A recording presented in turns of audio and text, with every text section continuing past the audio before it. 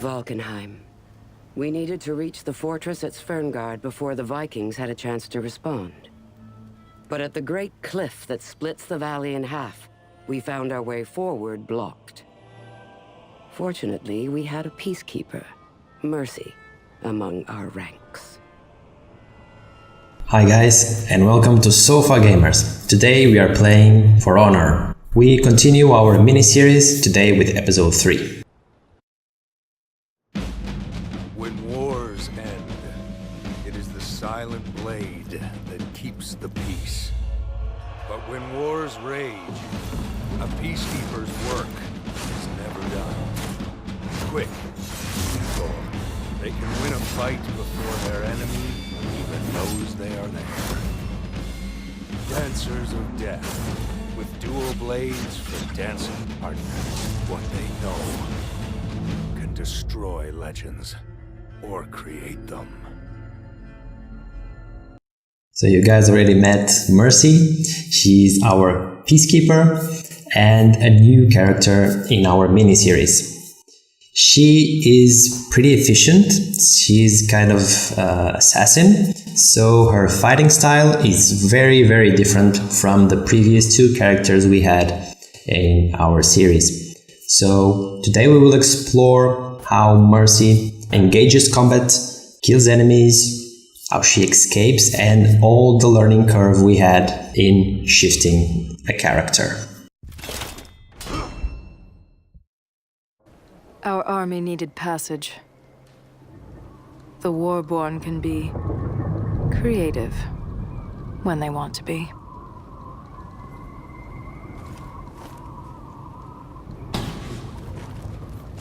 Here we go, starting the level, Adventure 1.5, and here I was testing and receiving indication now for neutral stance, which is a feature that is usable, as well as the neutral block, by Mercy. And now we meet our first Viking, and I was going to give it a try to this set of skills that our Peacekeeper has. She's much faster than the previous two characters, which were massive. They were really big. The Viking tribes all have different customs. These look to be Warborn offerings, probably for strength in war. Holden should never have sent those scouts ahead. He should have sent me first. Why didn't I say anything? Apollyon asked me to clear the way, so of course I obeyed.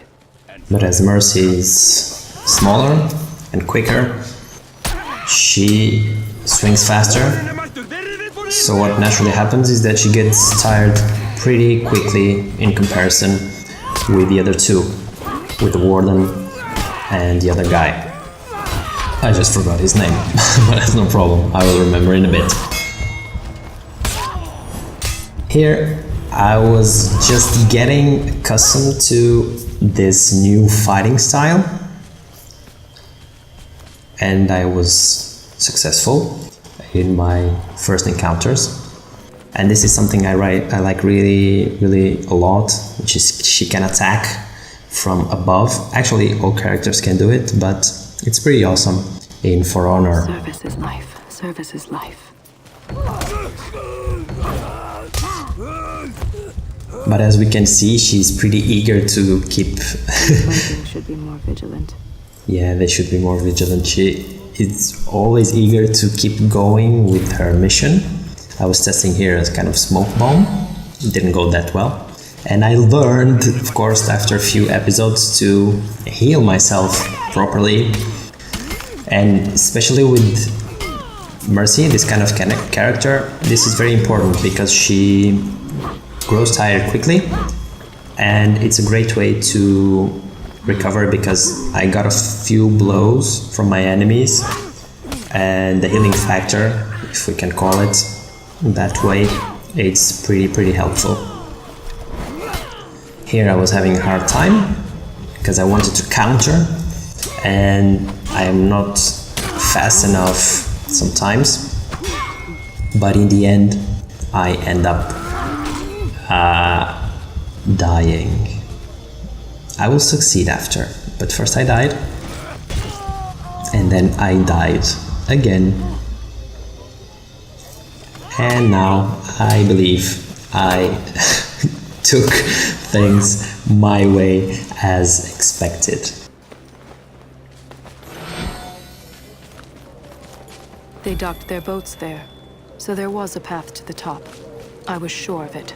So I kept going my way in search for our mission objective. The volcano's cloud has withered this place. The Warborn should have counterattacked by now.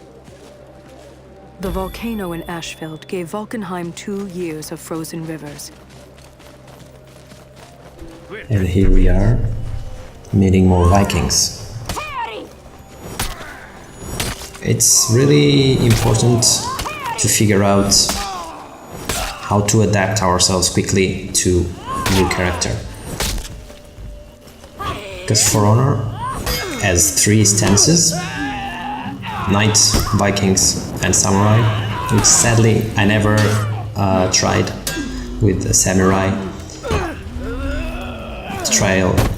The free weekend actually just expired before I could arrive there, but it was great to play with both Knights and Viking in the beginning just to give it a shot, and those were the only 2 factions that we used in our mini-series, which I guess, and I hope you agree, that are great.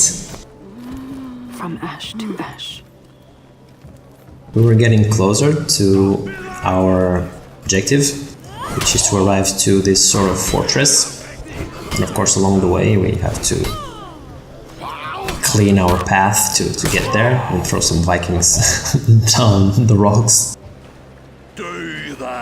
But it's been pretty rewarding to enjoy this adventure. Now crossing this kind of palisades, small bridges, whatever the name is. We kept facing the Vikings. We kept learning with Mercy, and I still managed to succeed getting her tired pretty quickly. But I learned, if you compare with the first 2 episodes, I learned to defend much better. I block my enemies' attacks with much more efficiency. And that's really, really key not to get yourself killed. Holden has lost his way. It's sad. And the climb keeps going towards the fortress. Fortification, let's call it that way, it's more accurate. And now we face a big Viking. No match for Mercy. Let's see if these 2 can hold better. Don't think so, but they are tough. What happened many times is that the Viking swifter character, the one that moves much faster than the others, it's pretty deadly and dangerous as well. And I faced a few along the way. You can grab these different features and then exchange them by the ones you already have to enhance your combat. We will leave this place a ruin. You can always go for more different features, and if you choose to grab one, you can replace for an existent previous one. And you can always go back to the first 2 you chose, the ones you started with in the beginning of each level. So you can feel comfortable testing during the level, which is something interesting to do and to try out, to see if there's any situation specific that is happening in that level that you need to change your feature, and then you go back to the default ones, to the previous 2 you just chose to start with. Then there are these guys that they just break your guard and then they they just take you strongly everywhere, they throw you. and it tires. But then she gets this boost when her health gets reduced. She grows tired and she then just like attacks until no one can stop her. And that's great because each character has a special skill that activates sort of rage with the Warden, and that's amazing.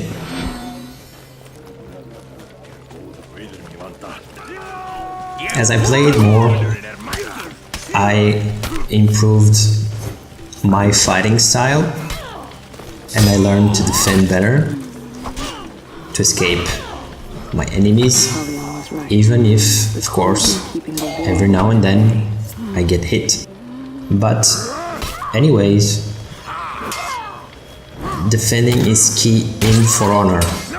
More than going crazy attacking, it's much better to keep your cool, choose the right timing, even if you have to defend more times than you attack. And here's a rage again, no one stops her. I had an idea. So let's see what kind of ideas she was having. Getting inside was easier than I expected. Yeah, for Mercy, this was a piece of cake. But when she got in, she just blocks the structure. She has then to close the door pretty effectively. Very old style, very cliche. I was pretty But sure it works. this was going to work. Then she heads straight to the second wheel. She blocks it with the help of a spear. Now where is the central mechanism? And climbs to the last one. If I understood this contraption, raising the elevator now should prove exciting. Yeah, being sarcastic there, huh? So one last Viking on the way. Big guy, but you can't move as fast as Mercy. So that's a predictable outcome. Just needed one more push.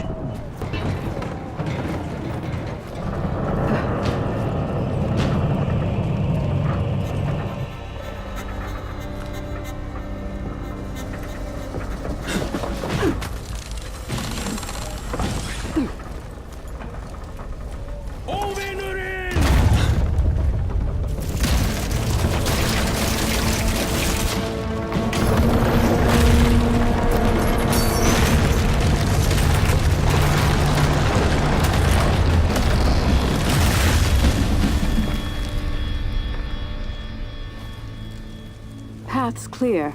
Impressive. Don't encourage her. I think Apollyon approves. She seems happy. And that's a wrap, guys. I hope you enjoyed today's episode, playing as Mercy, the Peacekeeper, and if so, like our video, subscribe to our channel, remember to hit the bell so you get notified whenever we upload a new video or start a new live stream. Thank you so much for watching and see you next time for our last episode.